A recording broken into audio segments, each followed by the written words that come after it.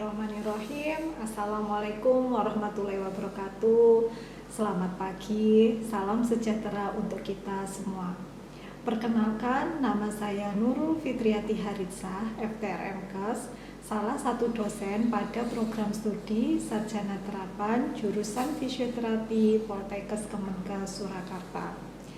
Pada kesempatan kali ini, saya akan menyampaikan pernyataan diri dosen dalam unjuk kerja Tridharma Perguruan Tinggi atau yang disingkat PDD UKT-PT bidang pengajaran pada salah satu mata kuliah yang saya ampu, yaitu mata kuliah Aktinohidroterapi.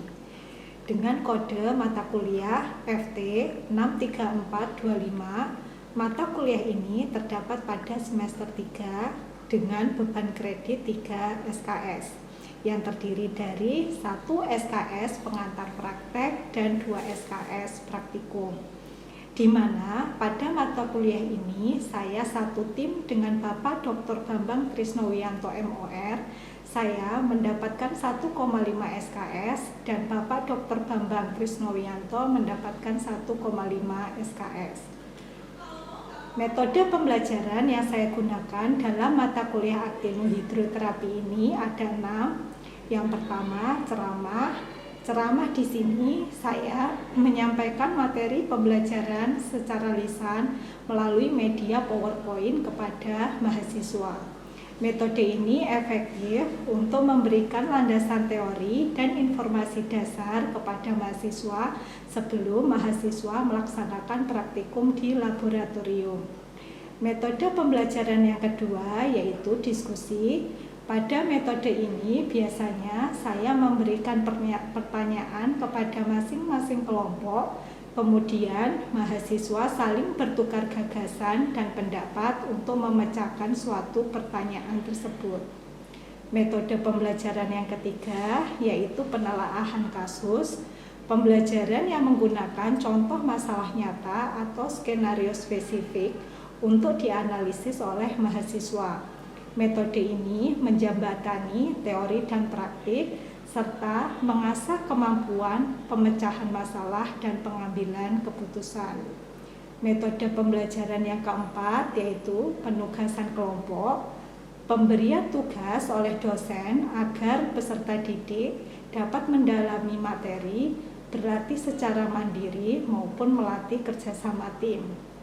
Metode pembelajaran yang kelima yaitu simulasi. Penyajian pengalaman belajar menggunakan situasi tiruan yang menyerupai kondisi sebenarnya.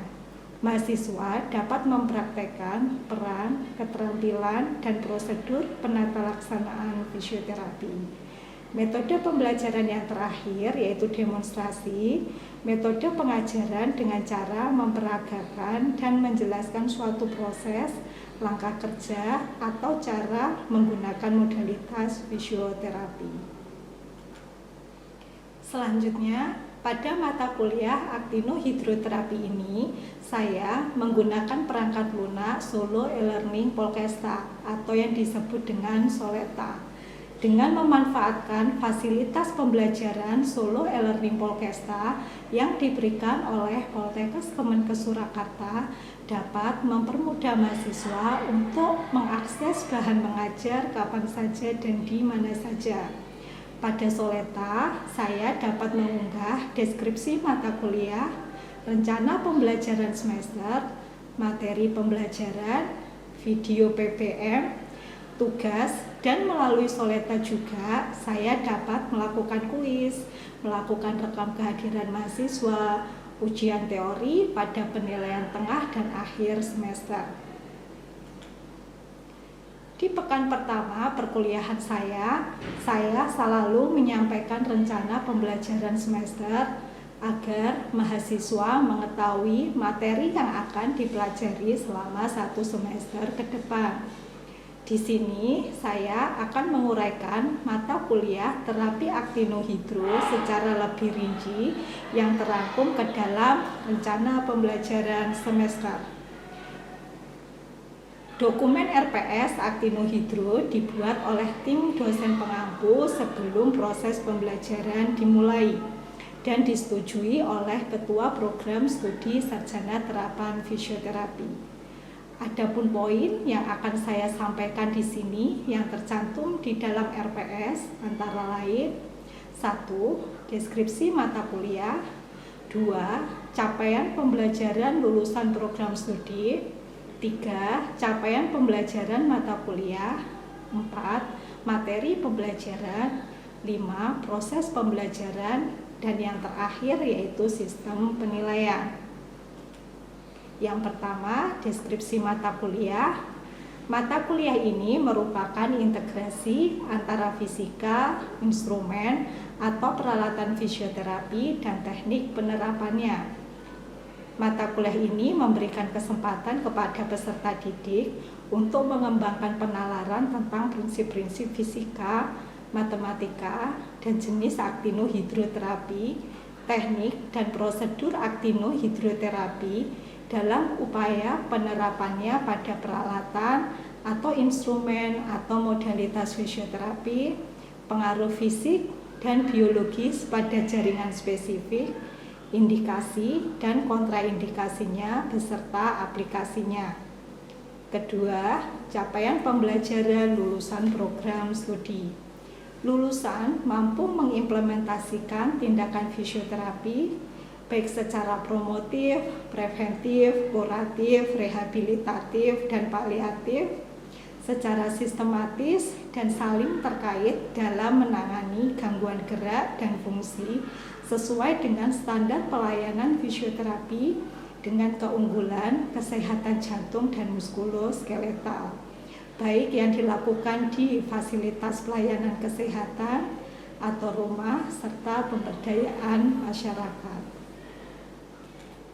Yang ketiga, capaian pembelajaran mata kuliah terdiri dari CPMK 1. Mahasiswa mampu mengaplikasikan teknik cara menurunkan pasien, teknik Haliwig, teknik Batragas, teknik water shiatsu pada pool terapi pada kasus-kasus fisioterapi. CPMK 2. Mahasiswa mampu mengaplikasikan Whirlpool pada kasus fisioterapi. CPMK 3, mahasiswa mampu mengaplikasikan hot dan cold pack pada kasus fisioterapi low back pain dan cervical root syndrome. CPMK 4, mahasiswa mampu mengaplikasikan paraffin bath metode deep warp, deep immersion pada kasus fisioterapi dan paraffin bath metode pain pada punggung. CPMK 5, mahasiswa mampu mengaplikasikan kontras bath pada kasus spasme lengan bawah. CPMK 6, mahasiswa mampu mengaplikasikan krioterapi pada kasus fisioterapi low back pain. CPMK 7, mahasiswa mampu mengaplikasikan infrared pada kasus low back pain dan osteoartritis lutut. Materi pembelajaran pada terapi aktinohidro ini terdiri dari 1. Pool terapi, 2. Whirlpool, 3. Hot dan cold pack, 4. Paraffin bath, 5. Kontras bath, 6. Krioterapi, dan 7. Infrared. Proses pembelajaran pada terapi aktinohidroterapi ini terdiri dari: untuk mencapai kompetensi tersebut, maka mahasiswa harus mengikuti pembelajaran selama 1 semester, selama 16 kali pertemuan dengan metode luring, baik pembelajaran di kelas maupun pembelajaran di laboratorium. Yang keenam yaitu sistem penilaian. Pada mata kuliah aktinohidroterapi ini terdiri dari presensi dengan prosentase 10%, tugas dengan prosentase 20%, kuis dengan prosentase 20%, UTS praktikum dengan prosentase 25%, dan UAS praktikum prosentase 25% dengan kriteria penilaian sebagai berikut.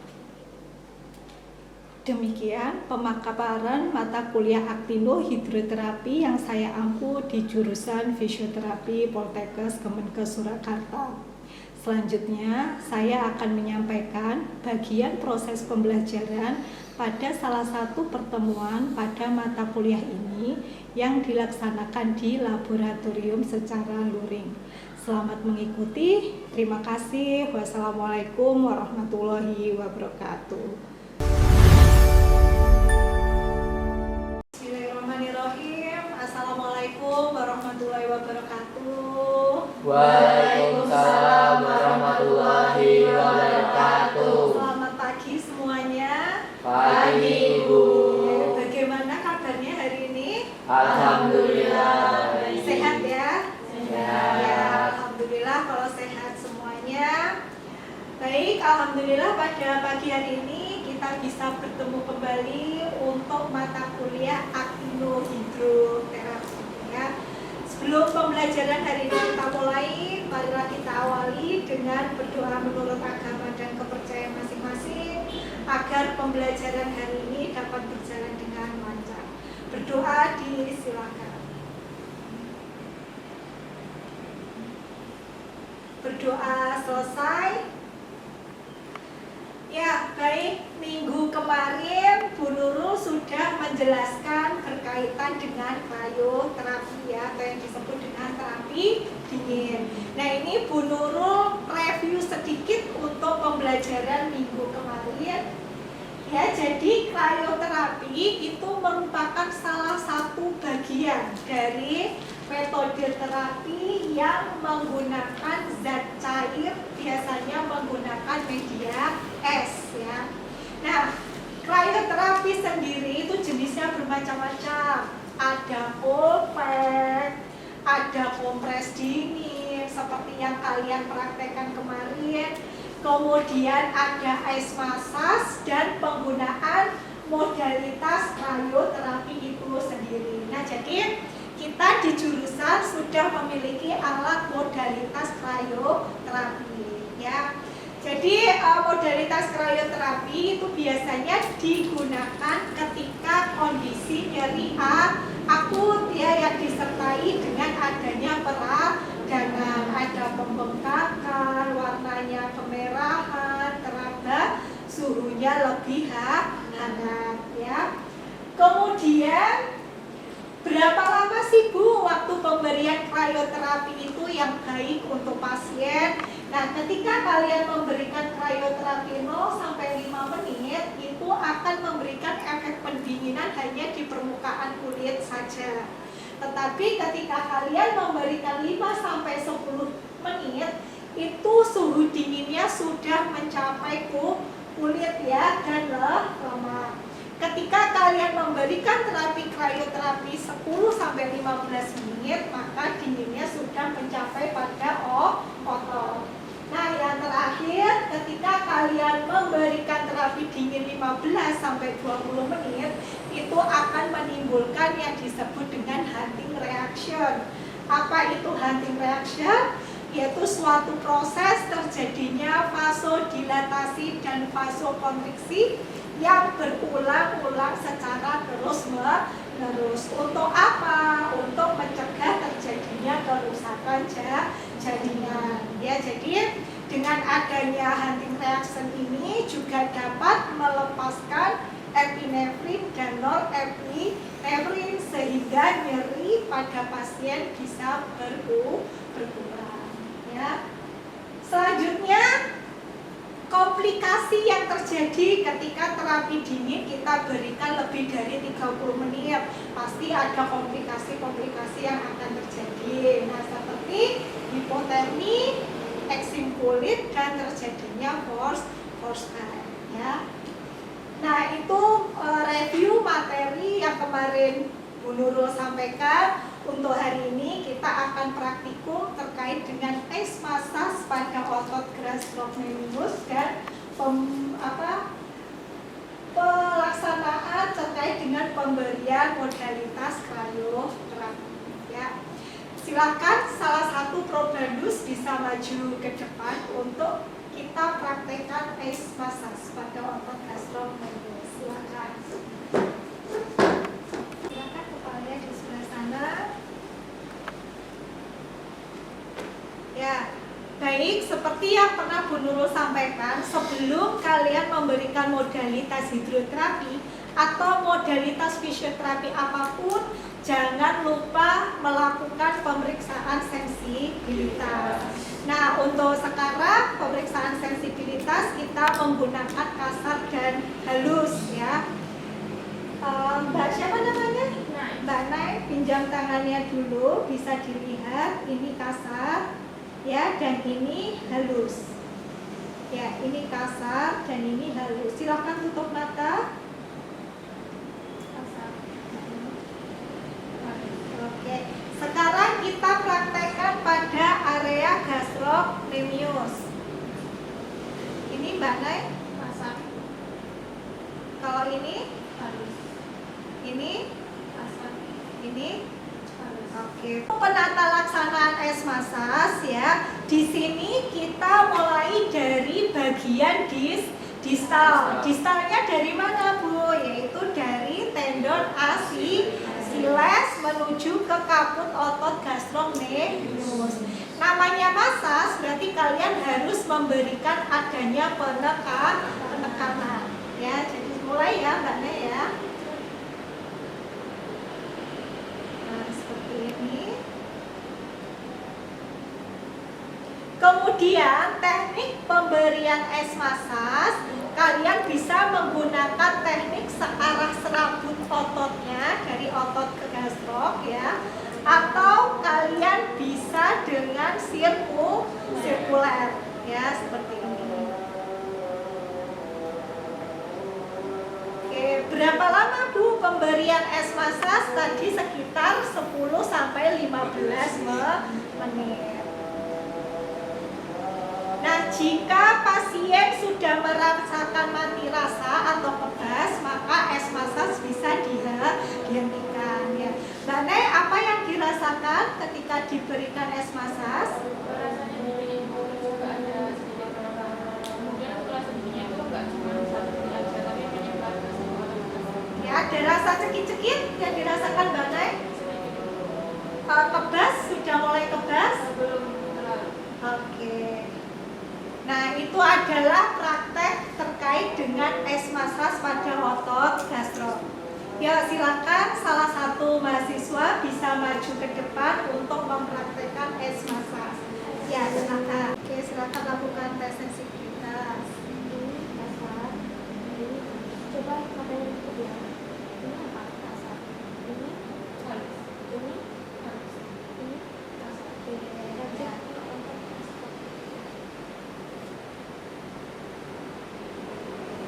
Ini apa? Halus.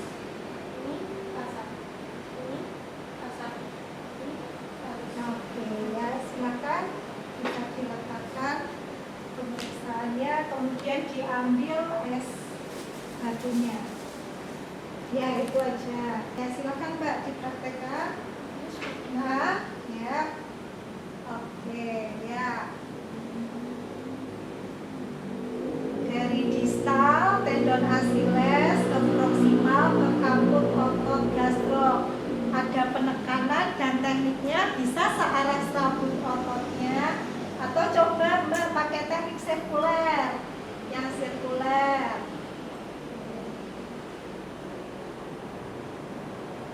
Ya, selama 10 sampai dengan 15 menit. Yang sebelah sini Mbak, yang medial.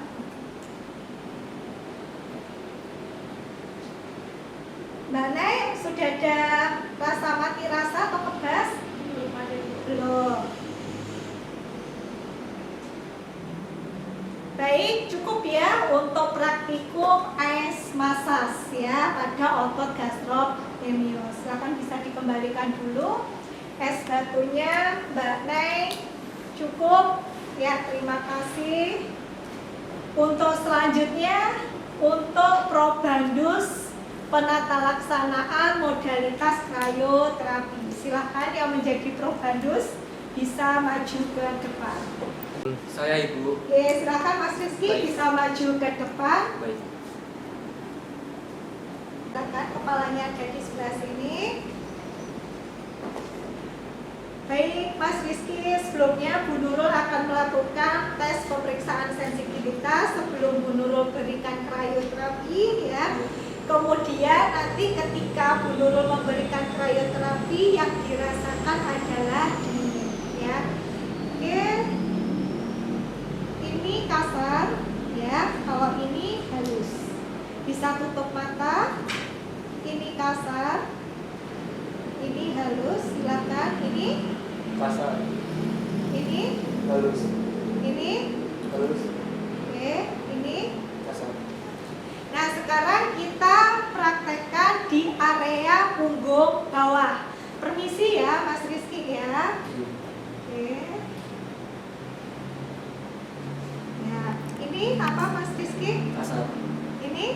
Kasar. Ya, kalau ini? Halus. Ini? Halus. Oke, baik. Ya, selanjutnya untuk mahasiswa mungkin bisa mendekat ke arah alat krioterapi. Nah, baik, selanjutnya kita akan mempraktekkan modalitas krioterapi ya. Jadi, jurusan fisioterapi sudah memiliki alat krio yang bisa kalian gunakan untuk mengurangi nyeri pada kondisi akut. Nah, baik, kalian bisa memilih termofeedback, klik ya. Kemudian kalian pilih indikasi. Pada alat krioterapi ini indikasinya banyak sekali. Kalian bisa memilih fibromialgia, frozen shoulder, lumbalgia sesuai dengan kondisi atau keluhan pasien. Ada spasme pada otot punggung bawahnya, maka indikasinya kita pilih muscle spasme ya. Kemudian nanti untuk muscle spasme di sini sudah keluar waktu dan suhu. Jadi kita tidak usah mengatur waktu dan suhunya, itu sudah otomatis teratur oleh alat ya. Kemudian tinggal kita klik yang di bawah. Nah, seperti ini ya. Yang dirasakan pasien adalah ini. Warna merah ini apa? Ini adalah light terapi yang memanfaatkan gelombang perbaikan sel ya. Mas Rizky, apa yang dirasakan? Dingin Ibu. Dingin, ada rasa cekit-cekit tidak? Belum Ibu. Sudah. Sudah terasa. Ada rasa cekit-cekit Ya, ya? sudah. Oke, baik, cukup. Ya, jadi efek fisiologis dari terapi dingin biasanya di sekitar 3 detik ya, itu mulai muncul rasa cekit-cekit ya. Silakan dari mahasiswa untuk mempraktekkan modalitas krioterapi. Ya, silakan. Oke, ya. Oke. Baik, untuk selanjutnya kita sesi diskusi ya. Silakan dari mahasiswa ada yang ingin ditanyakan terkait tadi praktikum modalitas ice massage dan krioterapi. Silakan, siapa yang ingin bertanya? Saya Ibu, izin bertanya, bagaimana tahapan pemeriksaan sebelum kita memberikan krioterapi? Baik, jadi ada tahapan sebelum kita memberikan modalitas krioterapi. Yang pertama dimulai dari anamnesis terlebih dahulu. Kemudian yang kedua, jangan lupa melakukan pemeriksaan sensibilitas ya. Takutnya pasien ada riwayat diabetes mellitus atau riwayat penyakit yang lainnya. Ya, kemudian kita jelaskan ke pasien tujuan dari terapinya. Ya, jadi yang dirasakan dingin tujuannya untuk mengurangi nyeri sampai pada prosedur dan metode pemilihan modalitasnya. Ya, seperti itu. Baik, untuk selanjutnya ada pertanyaan lagi dari Saya Ibu, Ya. saya izin bertanya, mengapa durasi yang dilakukan itu tidak boleh terlalu lama? Ya, baik. Jadi pemberian krioterapi itu yang baik adalah di 10 sampai 15 menit karena dinginnya itu sudah mencapai pada otot. Jangan sampai kita memberikan krioterapi itu lebih dari 30 menit karena nanti akan menimbulkan komplikasi-komplikasi seperti apa, yaitu terjadinya frostbite, hipotermi, terus ada eksim pada kulit. Seperti itu, Mbak, sudah jelas? Ya, silakan. Baik, Bu, apakah bisa dijelaskan lagi mengenai apa itu hunting reaction? Baik, terima kasih atas pertanyaannya. Hunting reaction. Hunting reaction itu terjadi ketika kita memberikan terapi dingin lebih dari 15 menit. Apa itu hunting reaction? Yaitu suatu proses terjadinya vasodilatasi dan vasokonstriksi yang berulang-ulang secara terus-menerus. Tujuannya untuk apa? Untuk mencegah terjadinya kerusakan jaringan. Ya, nah hunting reaction sendiri di sini juga dapat membantu melepas epinefrin dan norepinefrin sehingga nyeri yang dirasakan pasien itu bisa berkurang. Ya, seperti itu terjadinya proses hunting reaction. Baik, untuk materi krioterapi ini sudah Bu Nurul upload di Soleta ya, di Learningmu, sehingga silakan nanti untuk diunduh ya. Jadi semua materi pembelajaran yang Bu Nurul akan sampaikan itu sudah Bu Nurul upload di Soleta. Nanti tinggal kalian mengunduh. Demikianlah untuk pembelajaran hari ini ya, terkait dengan pemberian modalitas ice massage dan krioterapi. Ya, jadi Bu Nurul review sedikit ya terkait dengan ice massage, yaitu pemberian massage ya pada pasien pada otot gastrok dengan menggunakan ice. Ada penekanan dari distal ke proksimal, dari tendon Achilles ke kaput otot gastrocnemius. Kalian tekniknya bisa searah serabut ototnya atau dengan teknik sirkuler.